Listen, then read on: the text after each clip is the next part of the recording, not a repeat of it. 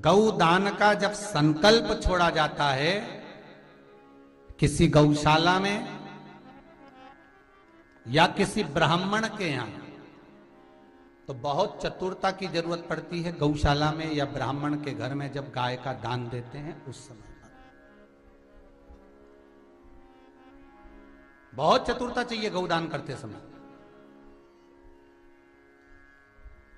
जब गाय का दान दो गौशाला में, तो गौ दान कराते समय हमारे यहाँ तो जितने ब्राह्मण लोग हैं हमने सबको कह रखा है कि कोई अगर गाय दान करता है तो उनसे संकल्प छुड़ाते समय संकल्प गौशाला को नहीं देना है, संकल्प भगवान को देना है। क्यों देना है? कि गाय आप भगवान को दे रहे हो उनके दूध प्रसाद के।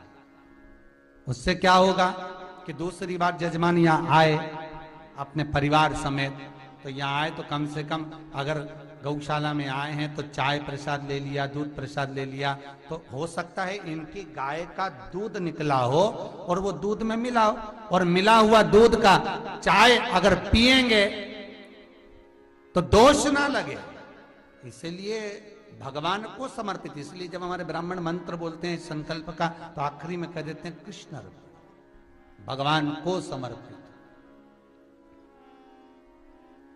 और ज्यादातर लोग जब गौदान का संकल्प कराते हैं, कोई दादा चले गए, परदादा चले गए, या अपना मन करा और आपने किसी ब्राह्मण को गाय दान करी, तो तुमने ब्राह्मण को गाय दी तो वो कृष्ण अर्पण नहीं कहलाई, वो ब्राह्मण को दी है।